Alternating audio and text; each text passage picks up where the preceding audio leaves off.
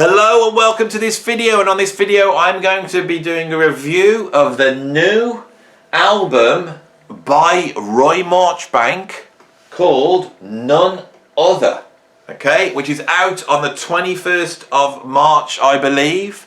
Right, this is the first album review I've ever done, so I'm very excited about it, and I'm not going to go about it like anybody else, right? What I'm going to start with is talking about the incredible thing that music is. Music's an incredible, mysterious thing, all right? And so my reason for being here talking about Roy Marchbank seems very strange, because music moves in a very strange way. So who is Roy Marchbank? He's a guitarist, right? This video is called Roy Marchbank, the fastest guitarist in the world. Album review. That's what I'm going to title it. Now, what I'm going to make the point is, yeah, Roy Marchbank is astonishingly fast on the guitar. It's that thing that brought me to him, and I think it's that thing that will be attracting people to him. So the fact that he can play the guitar so fast is really important. When I first heard him, it was amongst a lot of discussion, because he's so astonishingly fast that people were saying this is sped up, it can't be real. I know enough about music that I can tell when something's sped up and when somebody's really playing, right? So I knew he was really doing it, but the thing, my ears, these are really important. My ears were telling me other stuff, that there was actually something really interesting going on with this guy, really interesting. That the speed was just one aspect of something even more astonishing. So I think Roy is at the moment one of the really important instrumental artists on the planet, okay? Now, my interest in him, that's how music works. It's like has a magic, you know. And so my interest in him and that discussion has actually made me make contact with Roy. And I think some of the things that I believe about music, some of the things that I think are really important and need to be said, these things, these sort of moral values, if you want, these aesthetic values, have echoes. And I think Roy could see where I was coming from musically and what I thought was important. The very thing that this formed this channel, the thing that brings the musicians to this channel, this thing that makes music really important. I've tried to discuss it, you know, so much. So it's with this that I now review this new album by him, you know, with this background, you know, of is the fact that he plays the guitar so fast, how important that is. You know, I hear something else, but I actually don't want to divorce his speed from what he does. But I want people to realise it's not about speed, it's about vision, right? The great artists have a vision, and I think Roy has a vision, okay? I'm going to do something I never do. I haven't got this all set up, you know I don't do anything fast, but I'm just going to play a very short section here. I hope you can hear it okay, so have a listen to this. Right, so let's just zip into a guitar solo.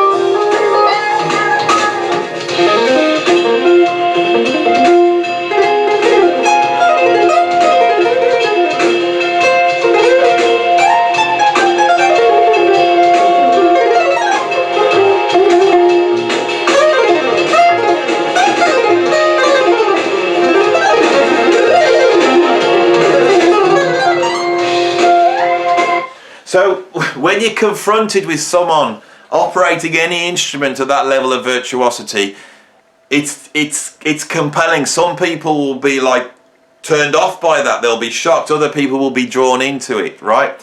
Why is this important? Well, when we look at instrumental music, this has happened all the time. You know, we've covered the Mahavishnu Orchestra, but one of the things we can't hear anymore is when the Mahavishnu Orchestra came out, the speed at which John McLaughlin and Billy Cobham were playing was astonishing. And not just the speed, but the technical language, the scales and all that was astonishing to people. Of course, musicians hear it, right? And when they hear it, it enables other musicians to achieve this, right? This is something that's really important, I think, when we discuss music.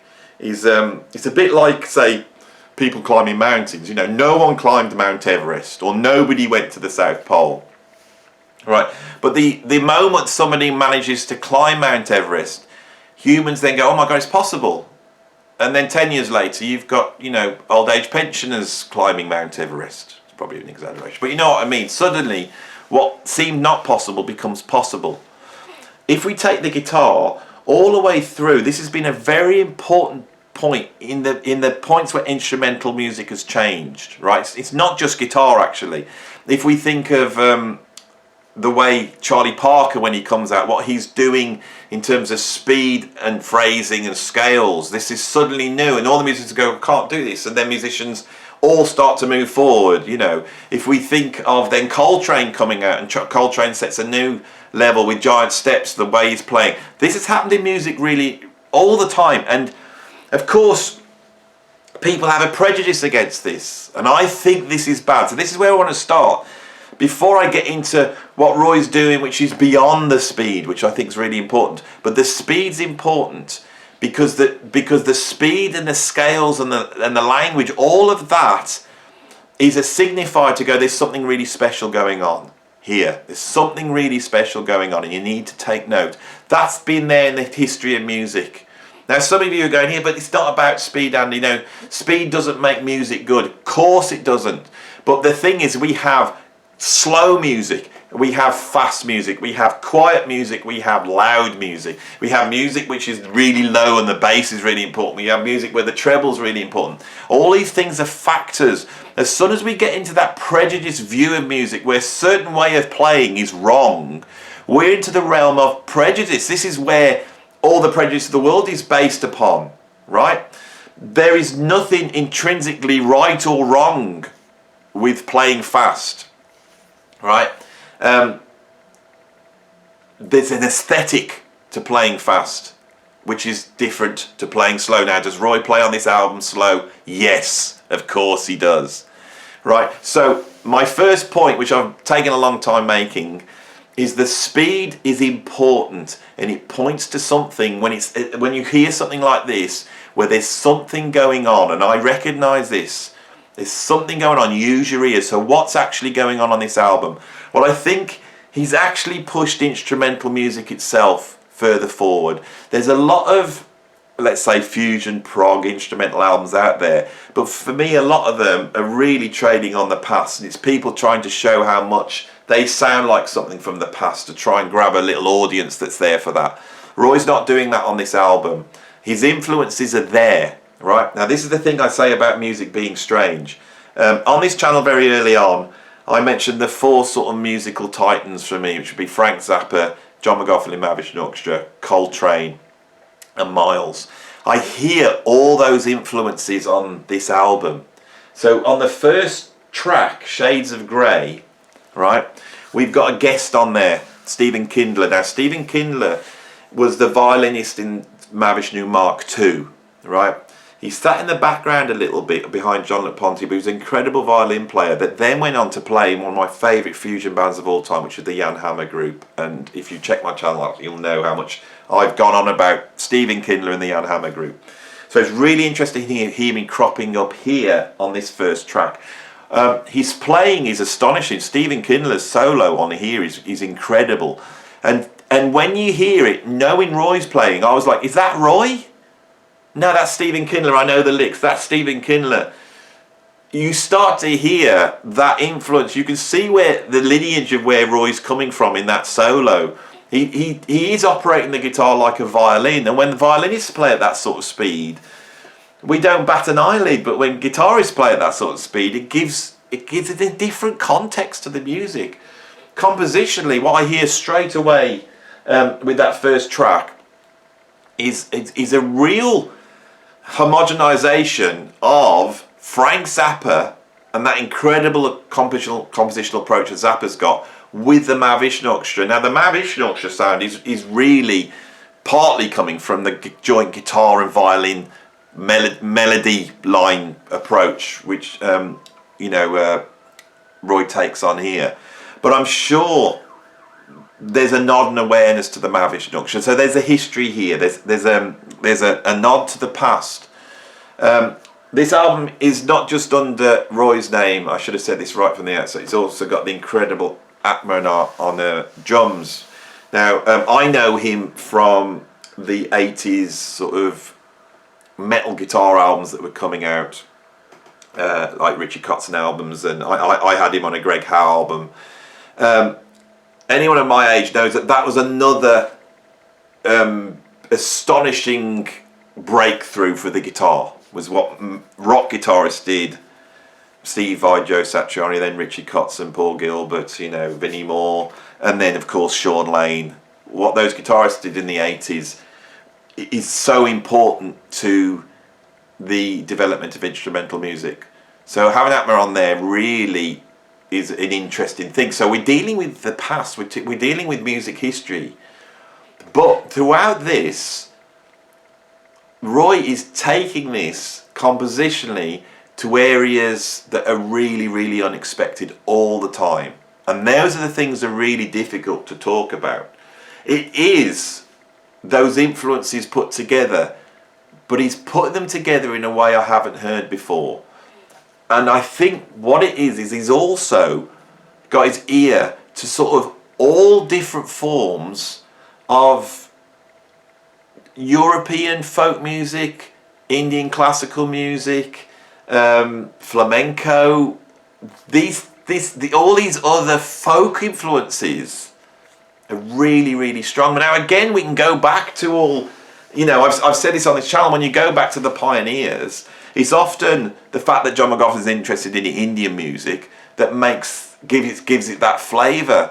Or Pat Metheny's sort of interested in Americana and that sort of a songwritery, strummy guitar, the American folk music thing that Pat Metheny brings in. And it's that colour that makes it original and interesting. It's someone having the guts to just bring something else in. And I think a lot of the virtuosity that Roy is using on this album, which is so astonishing, is him trying to really play the guitar in a way that evokes these sort of different traditions and sounds. I think that's one of the things I start to hear. So there's certain moments when he comes in and it sounds Arabic or it sounds Indian. Sometimes it sounds like European gypsy music. And all that thing is there, mixed with this incredible density. Not all the time. There's some beautiful moments. This is the thing I first recognised when I first heard him. I thought, God, he's playing the guitar astonishingly fast. But when you listen, his actual phrases and his sound on the guitar is absolutely unique. I've never heard anybody play like this before. And that was really interesting to me, right? As the album progresses, the second track on here is called The Cream. It's all right, I've only just got the album, so I'm having to check here.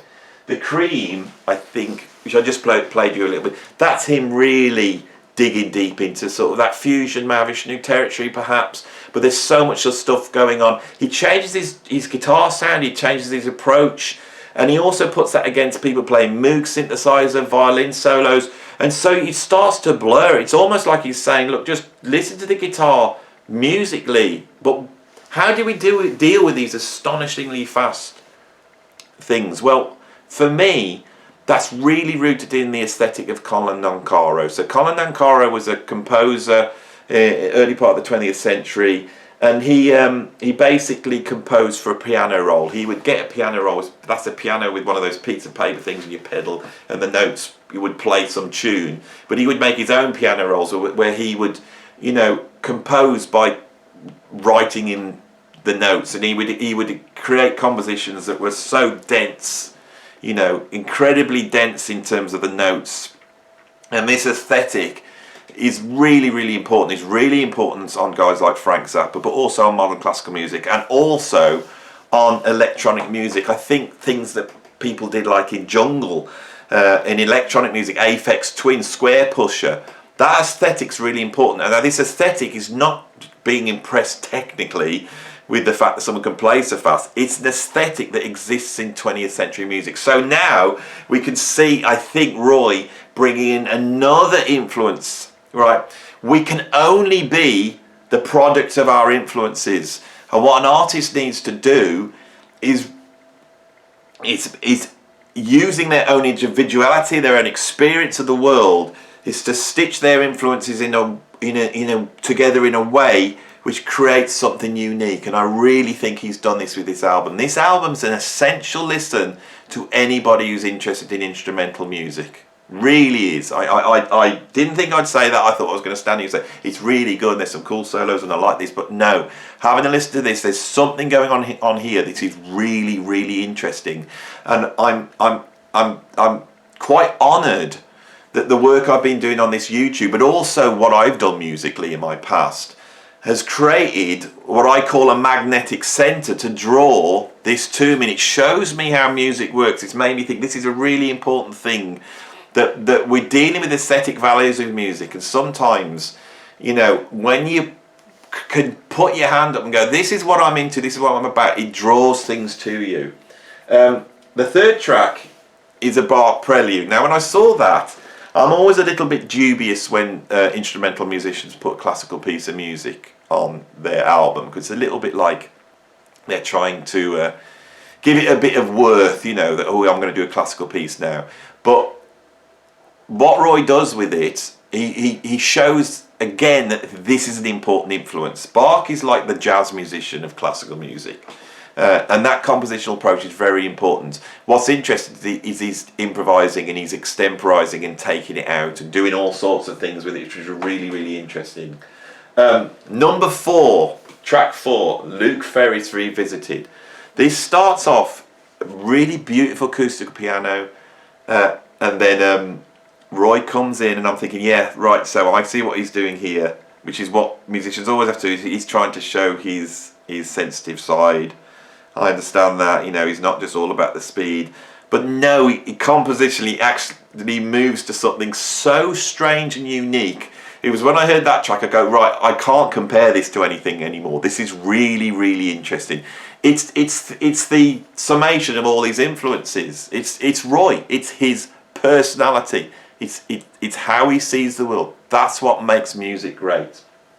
Right. Then we get what I think is called on here, I think it's called Prokofiev Sonata number 7, right? Now again we have another classical piece, but we have with artists like Prokofiev, it's different to Bach. There's a harmonic language that exists in instrumental music, you know, and it really comes from those early modern classical composers, starting with Debussy and then Ravel, Prokofiev, a whole bunch of composers at that time, which are very, very important. And I thought, I get that. I can see why he's coming out of Prokofiev. But then when you listen to it, what you hear is almost like Frank Zappa. This is the real Zappa influence to me coming out on this track. Then we have the last track, The Angels Share, which actually, in a way, when you listen to the whole album, is the most traditional, which is really refreshing at that point. Traditional instrumental fusion proggy track with solos, really well done. Throughout this album, he never succumbs to heavy metalitis. He never succumbs to Fusac. He never succumbs to just showboating sweeped arpeggios and trying to do that Racer X thing, which some prog metal people have done for the rest of time and seem to be trapped in that. He never does that on this album. It's a very, very tasteful album, and yet he pushes the boat out and it's quite shocking at moments. Anyway, so I have tried my best to do what Roy has done and do an Andy Edwards review of the album. I may give it another review because I've listened to it now 3 times. Right, I had another listen this morning. I feel so I haven't got deep into it, you know. And whereas when I'm talking about albums on this channel that I've been listening to for 40 years, I can go right deep in. I've lived with them. This is a new thing to me. I've really had to try and take on board what Roy is doing here. But I cannot I cannot overstate how great I think this album is, and how important it is for musicians to go and check it out, you know. So it's out on the 21st of March. I think this video will come out the same day, so go and check it out, and go and check out Roy. And if any other musicians out there you think need a review, I'm here. I'm ready to talk about this stuff. That's what I'm here to do. So I'm going to finish up there. That's my review of Roy Marchbank. If you like it, like it. If you want to subscribe, then please subscribe. I also have a Patreon where I'm going to go deeper into this stuff. You know, I've got my own albums up there. I've got like experimental music up there, discussions, and tons of videos where I can go much more off at tangents. You know, on YouTube I have to stick to this. You know, I've got to talk about Roy Marchbank. You know, but on the Patreon, if I end up talking about something else, you know, whether it be gardening or Justin Timberlake or whatever it is that ends up cropping up, then that's what happens. But anyway, I am rambling now, and if I carry on, I will be doing a Patreon video and I won't be talking anymore. I'm going to finish up there. So all I can say is go and check it out. I'll give you the title again: None Other by Roy Marchbank and Atma and Anur. Go and check it out now. Incredible album. Thank you very much.